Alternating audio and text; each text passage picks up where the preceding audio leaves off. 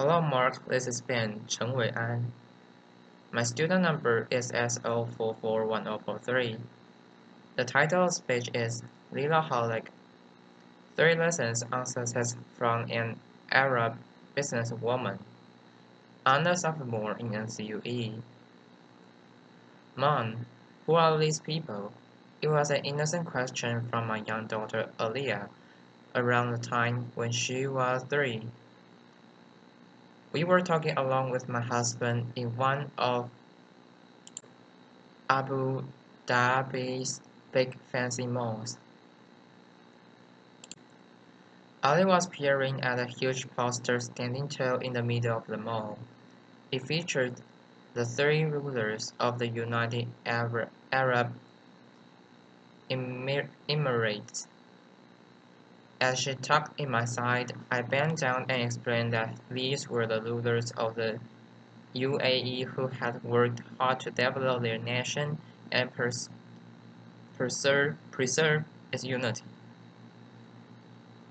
She asked, Mom, why is it that here where we live and back in Lebanon, where Grandma and Grandpa live, we never see the pictures of powerful women on the walls? Is it because women are not important? This is probably the hardest question I've had to answer in my years as a parent and in my 16 plus years of professional life, for that matter. I had grown up in my hometown in Lebanon, the younger of the 2 daughters to a very hardworking pilot and director of operations of the Lebanese Airlines and a super supportive stay-at-home mom and grandma. My father had encouraged my sister and I to pursue our education, even though our culture emphasized at the time that it was sons and not daughters who should be professionally motivated. I was one of very few girls of my generation who left home at 18 to study abroad. My father didn't have a son, and so I, in a sense, became his. Fast forward a couple of decades, and I hope I didn't do too badly in making my father proud of his would-be son. As I got my bachelor's and PhD in that electrical engineering and did R&D in the UK, then consulting in the Middle East. I have always been in male-dominated environments. Truth be told, I have never found a role model I could truly identify with. My mother's generation wasn't into professional leadership. There were some encouragement along the way, but none knew the demands and pressures I was facing. Pressures that got particularly acute when I had my own 2 beautiful children. And although Western women love to give us poor, oppressed Arab women advice, they live different lives with different constraints. So Arab women of my generation have had to become our own role models. We have had to juggle more than Arab men, and we have had to face more cultural rigidity than Western women. As a result, I would like to think that we poor oppressed women actually have some useful, certainly hard-earned lessons to share. That might turn out useful for anyone wishing to thrive in the modern world. Here are 3 of mine. Convert their shit into your phone. Laughter, applause. There is there is this word that everybody is touting as the key to success. Resilience. Well, what exactly is resilience, and how do you develop it? I believe resilience is simply the ability to transform shit into a fool. In my previous job, well before my current firm, I was working with a man we will call John. I had teamed up with John and was working hard, hoping he would notice how great I was and that he would come to support my case to make partner at the firm. I was, in addition to delivering on my consulting projects, writing passionately on the topic of women economic empowerment. One day, I got to present my research to a roomful of MBA students. John was part of the audience, listening for the first time to the details of my study. As I proceeded with my presentation, I could see John in the corner of my eye. He had turned a dark shade of pink and had slid under his chair in apparent shame. I finished my presentation to an applauding audience, and we rushed out and jumped into the car. There, he exploded. What you did up there was unacceptable. You are a consultant, not an activist, I said. John, I don't understand. I presented a couple of gender parity index and some conclusions about Arab world. Yes, we do happen to be today at the bottom of the index, but what is it that I said or presented that was not factual? To which he replied, the whole premise of your study is wrong. What you are doing is dangerous and will break the social fabric of our society. He paused, then added, when women have children, their place is in the home. Time stood still for a long while, and all I could think and repeat in the chaos of my brain was, you can forget about the partnership, Leila. It's just never going to happen. It took me a couple of days to fully absorb this incident and its implications, but once I did, I reached three conclusions. One, that these were his issues, not complexes. There may be many like him in our society, but I would never let their issues become mine. Two, that I needed another sponsor, and fast. After, I got one, by the way, and boy, was he great. And three, that I would get to show John that women with children can do. I applied this lesson equally well to my personal life. As I have progressed in my career, I have received many words of encouragement, but I have also often been met by women, men, and couples who have clearly had an issue with my husband and I having chosen the path of a dual career couple. So you get this well-meaning couple who tells you straight out at a family gathering or at a friend's gathering that come on, you must know you are not a great mom, given how much you are investing in your career, right? I would lie if I say these words didn't hurt. My children are the most precious thing to me, and the thought that I could be failing them in any way is intolerable. But just like I did with John, I quickly reminded myself that these were their issues, their complexes. So instead of replying, I gave back one of my largest smiles as I saw, in flashing light, the following sign in my mind's eye. Be happy, it drives people crazy. Applause. You see, as a young woman in these situations, you have two options. You can either decide to internalize these negative messages that are being thrown at you, to let them make you feel like a failure, like success is way too hard to ever achieve, or you can choose to see that others' negativity is their own issue, and instead transform it into your own personal fuel. I have learned to always go for option two, and I have found that it has taken me from strength to strength. And it's true, what they say is the sex is the best revenge. Some women in the Middle East are very lucky enough to be married to someone supportive of their career. Correction. I should say smart enough, because who you marry is your own choice, and you'd better marry someone supportive if you plan to have a long career. Still today, the Arab man is not an equal contributor in the home. It's simply not expected by our society, and even frowned upon as not very manly. As for the Arab woman, our society still assumes that her primary source of happiness should be the happiness or prosperity of her children and husband. She mostly existed for her family. Things are changing, but it will take time.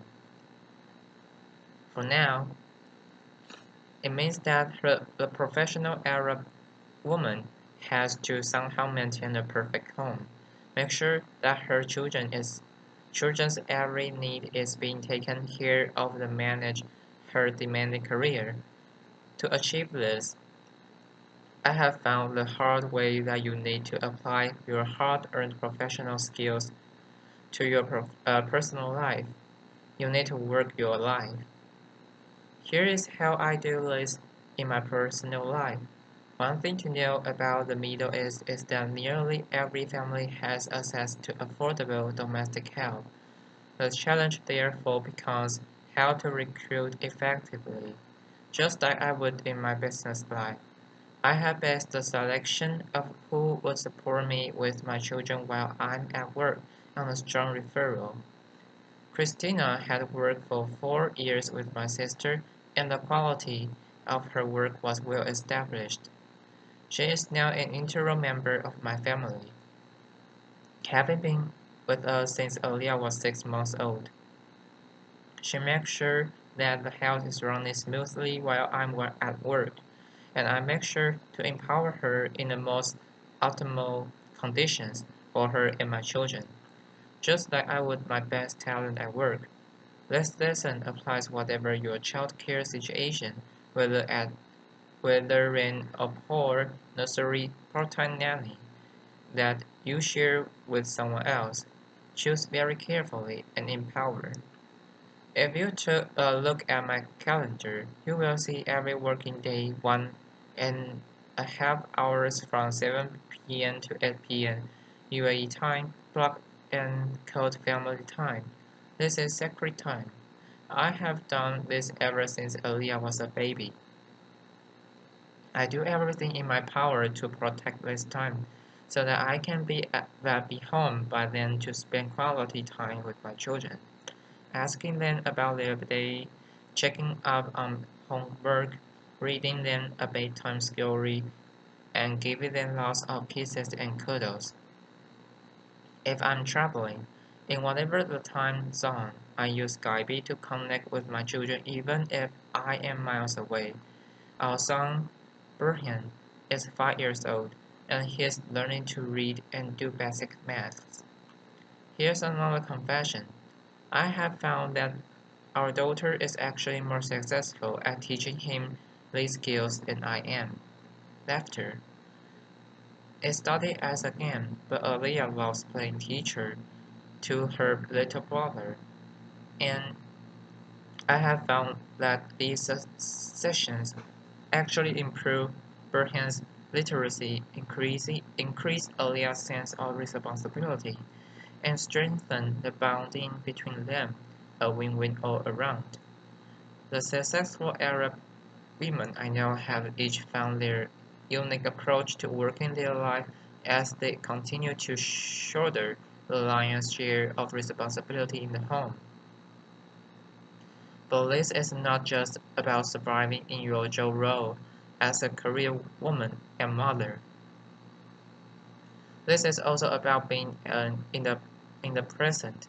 When I am with my children, I try to leave work out of our lives. Instead of worrying about how many minutes I can spend with them every day, I focus on turning these minutes into memorable moments. Moments where I'm seeing my kids, hearing them, connecting with them. Join forces, don't compete.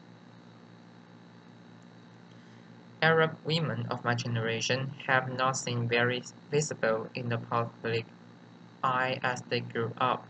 Like, this explains, I think, to some extent, why you find so few women in politics in Arab world. The upside of this, however, is that we have spent a lot of time developing a social skill behind the scenes, in coffee shops, in living rooms, on the phone, a social skill that is very important to success.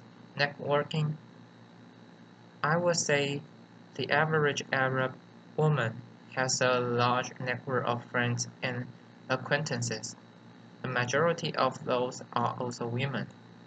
In the West, it seems like ambitious women often compare themselves to other women, helping to be noticed as the most successful woman in the room. This leads to the much spoken about competitive behavior between professional women. If there's only room for one woman at the top, then you can't make room for others, much less lift them up. Arab women, generally speaking, have not fallen for this psychological trap. Faced with a patri- patriarchy society, they have found that by helping each other out, all benefit. In my previous job, I was the most senior woman in the Middle East, so one could think that investing in my network of female colleagues couldn't bring many benefits and that I should instead invest my time developing my relationships with male seniors and peers. Yet two of my biggest breaks came through the support of other women.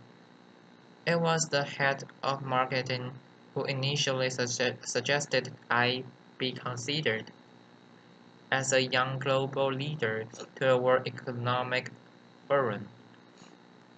She was familiar with my media engagements and my publications, and when she was asked to voice her opinion, she highlighted my name. It was a young consultant, a Saudi lady and friend, who helped me sell my first project in Saudi Arabia, a market I was finding hard to gain traction in as a woman. She introduced me to a clinic, and that introduction led to the first of very many projects for me in Saudi. Today, I have two senior women on my team, and I see making them successful as key to my own success. Women continue to advance in the world, not fast enough, but we are moving. The Arab world too is making progress. Despite many recent setbacks, just this year, the UAE appointed 5 new female ministers to its cabinet, for a total of 8 female ministers. That's nearly 28% of the cabinet, and more than many developed countries can claim. This is today my daughter earlier favorite picture. This is the result, no doubt, of great leadership, but it is also the result of strong Arab women not giving up and continuously pushing the boundaries. It is the result of Arab women deciding every day, like me, to convert shit into fuel, to work their life to keep work out of their life, and to join forces and not compete. As I look to the future, my hopes for my daughter, when she stands on this stage some 20, 30 years from now, are that she be as proud to call herself her mother's daughter as her father's daughter. My hopes for my son are that by then the expression her mother's son or mama's boy would have taken on a completely different meaning. Thank you. Applause.